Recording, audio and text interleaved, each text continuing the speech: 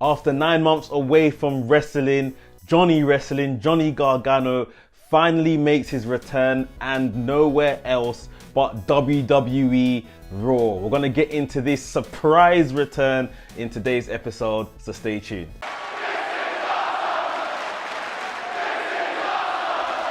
What's up, Maniacs? My name's Mex. I'm a wrestling fan, a wrestling enthusiast, a WrestleManiac if you will. And right here at WrestleManiac UK, I discuss everything that's WWE and AEW. So if this sounds like the place for you, make sure you hit the subscribe button and make sure you hit the notification bell as well, so you get notified each and every time I upload a new video. Without further ado, let's jump into this one. So like I said in the intro, before we get into the main event segment of Raw, we heard a familiar theme play.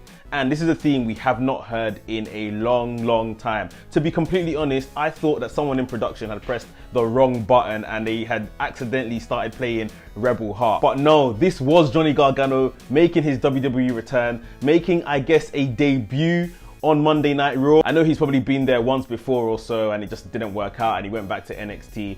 But this was Johnny Gargano actually coming back. A return in Toronto of all places. Now, I know a lot of people have said, why did they do this random return? It was kind of unceremonious and in Toronto of all places. This was probably WWE being extremely petty because we all know Johnny Gargano is from Cleveland. This was Toronto. And AEW Dynamite this week is in Cleveland. So probably to shut down all the rumors of Johnny Gargano joining AEW and he's gonna debut in his hometown of Cleveland, they made him debut in the same week somewhere completely different. Extremely petty. However, one thing I will say is that Toronto is obviously a big wrestling market in general, and because he came from NXT, a lot of people may not know him. He did seem to get a kind of mixed reaction, not a bad and good mixed reaction, but more like a good reaction mixed with I don't know who this is. So yeah, Toronto was a bit of a weird choice, but I think it was WWE being petty more than anything. According to reports from Fightful, they said that this had been kept completely under wraps, that nobody knew Johnny Gargano was back until he literally started walking through gorilla position to make his entrance. So they had really kept this one close to their chest. He got in the middle of the ring and he started saying that, he's had obviously 9 months off. Him and Candice LeRae, his wife, have had a kid. There was a baby wrestling chant, which I thought was pretty funny. And he stated that, he wants to come back and win the Intercontinental title, United States Championship, the WWE title. He wants to fulfill all of his boyhood dreams. And he was interrupted by his quote-unquote son, Theory, who he was in a faction with down in NXT called The Way. They had like a small rekindling, remembering the good times, remembering their relationship, before Theory started laying into him and saying, well, you said you wanted to be United States champion and all of this kind of stuff. You want to be WWE champion. I've already come up and become United States champion, and I've got the briefcase and I'm next in line to become a WWE champion. So Theory basically said, I've done everything that you said you wanted to do. You are now the rookie. You should fall in line with me. Obviously, Johnny Gargano didn't take too well to this, and they teased doing their famous no-look high five, but Johnny Gargano turned it into a super kick and done the little special jog off that Shawn Michaels does, that little cheeky jog after he lands a sweet chin music. It's also been said that it was Shawn Michaels that most recently reached out to Johnny Gargano to see if he did want to come back to WWE. I think the relationship between HBK and Triple H and Johnny Gargano and Ciampa has been very well documented, and we know that these guys are very close with one another. Fightful's report also goes on to say that Impact was never really in Johnny Gargano's consideration,